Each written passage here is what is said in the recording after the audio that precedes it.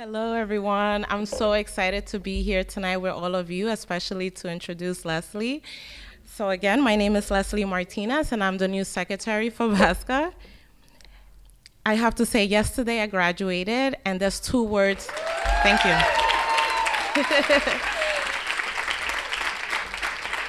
From the museum leadership program, and there's two words, there's two recent, okay, I'm sorry, there's two words for that, why I graduated, Leslie Bedford. I love you. Leslie Bedford retired in June 2012 after 13 years as director of the Leadership in Museum Education program. During her time, she saw the program expand to attract a wide pool of students from across the country, as well as an outstanding team of faculty and faculty advisors. After graduating from Vassar College and Harvard Graduate School of Education, Leslie worked for 7 years as a secondary school teacher. Time spent with her husband, who's here tonight, yay! With her husband in Kyoto, Japan, allowed her to transition from school to museum education.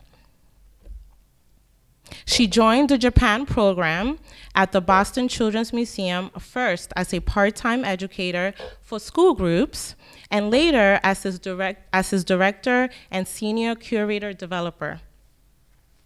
A Fulbright in Tokyo in 1986 gave her the opportunity to develop. Excuse me, guys. I want to do this right for you, Leslie. You're doing it so right. Oh my goodness, I don't want to get emotional in front of you guys. To develop a major interactive exhibition for young people called Teen Tokyo. It opened in 1992. For 2 years later, she moved to New York with her husband again, a law professor at NYU, still here, and their 2 children, who's one of them is here. Yep. Yay! Before coming, oh yes, the sister.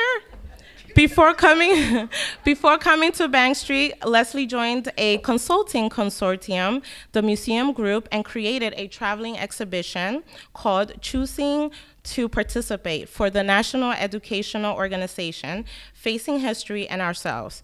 She had continued to consult to a variety of institutions, including where I work, the American Museum of Natural History, where actually today there's a sleepover and there's 500 people waiting for me, but I chose to be here today.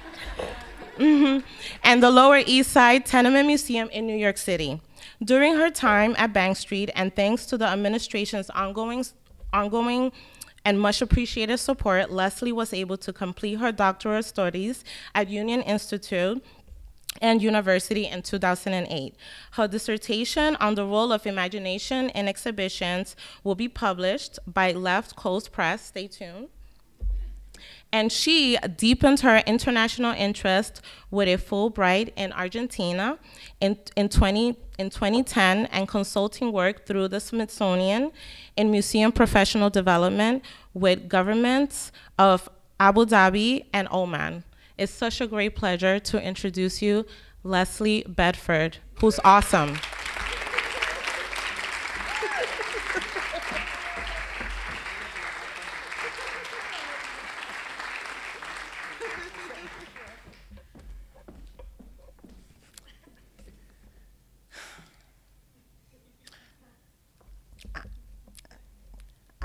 I feel so lucky and so honored to be here, to be treated like an alumna of this place, and for that extraordinary introduction, my dear. Thank you very much.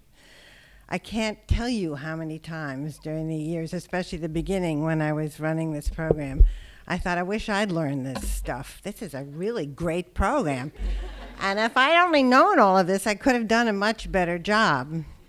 And I also should confess that even now, when I look at it, my field, I think I wish the rest of them, they'd all come to Bank Street too, because the world would be in a much better place.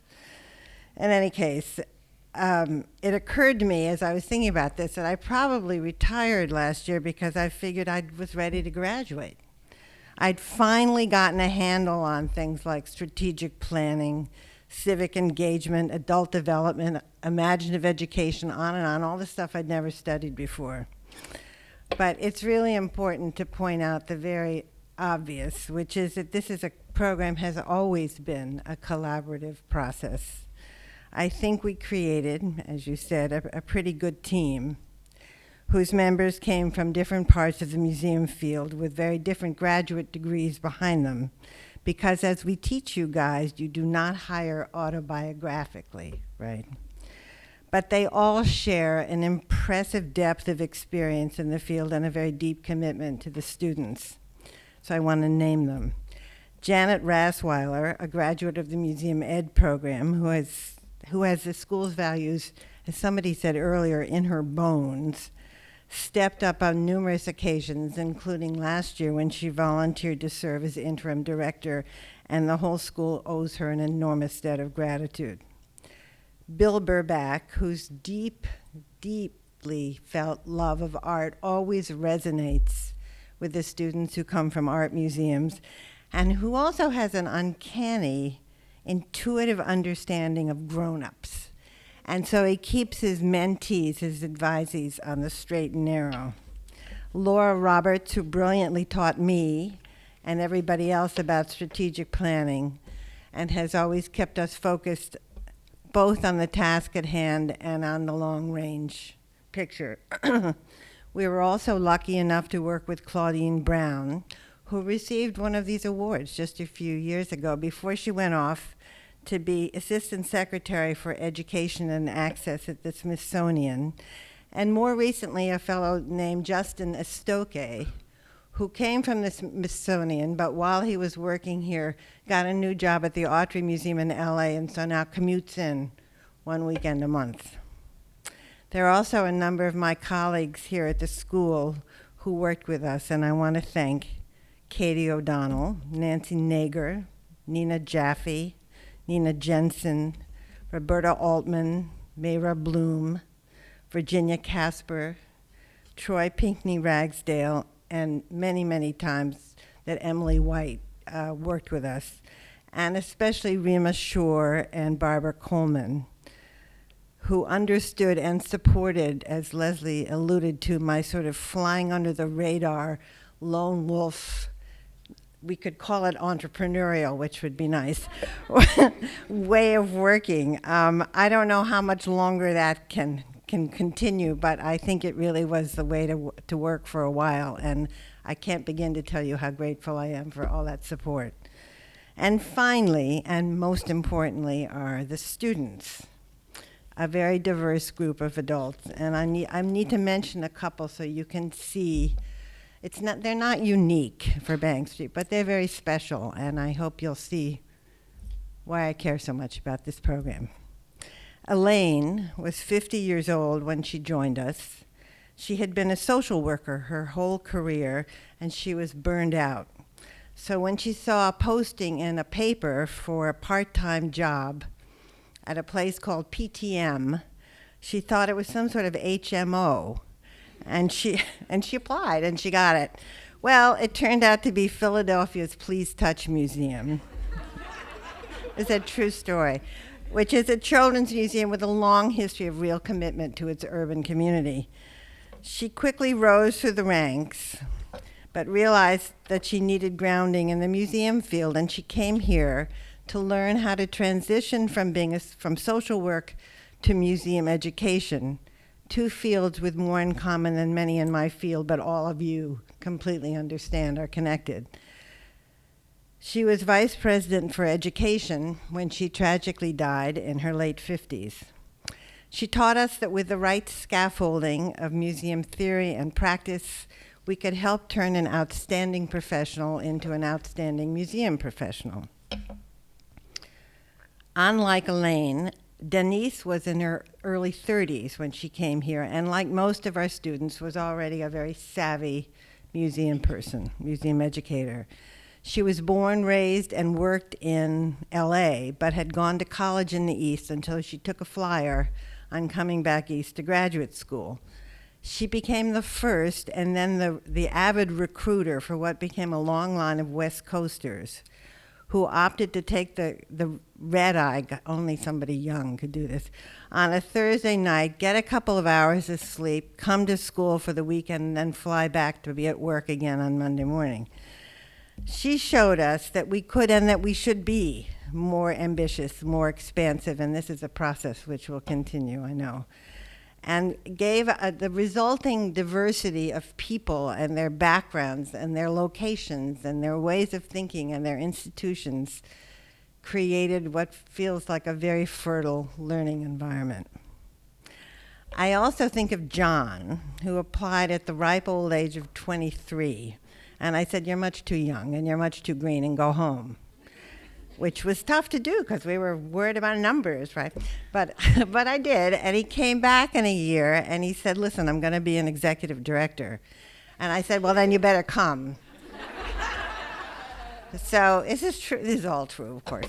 So he wrote his IMP, his master's paper, on the governance that he was establishing for his new museum, which he founded, the National Museum of Poetry in D.C. It's an ongoing concern. John reminded us that we weren't just training educators, we were really training future senior management. For 8 years in a row, and the last one is finishing up next month, we have had students from the Walters Art Museum in Baltimore, 4 outstanding young women. Their department head and also their executive director believe deeply in the value of professional development and recognize that this program doesn't just benefit the students, but really the institutions where they work as well. Recently, I visited one of my former students at the American Museum of Natural History, and I asked him to tell me about his arc of understanding.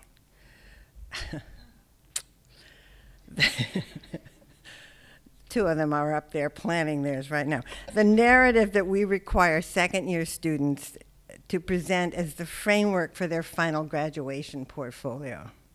It was terrific. It was exactly that kind of big picture thinking that should frame one's individual work and your department and your institution and your perspective on the entire field. I was just floored. I was floored the way I am every single time by every one of these people when I realized how much growth can take place over 2 years. And I thought, as you do all the time, and we've been hearing tonight, I thought of the joy of being in the education game and the fact, as we know, that we really can make a difference, as they say, one person at a time. While I was working here, as Leslie said, I decided to do something that I'd thought about forever but never gotten around to, and that was to go back to school in my late 50s and get my PhD.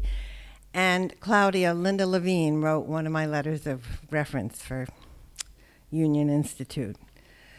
So that made me a student with my students at the same time as they were students, and thus I could experience firsthand the significance of one of our truly core values, which is that, it's been alluded to many times, that unbreakable bond between theory and practice.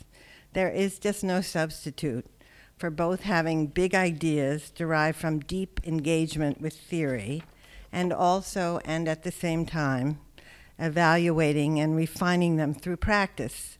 This is, of course, the heart of reflective practice.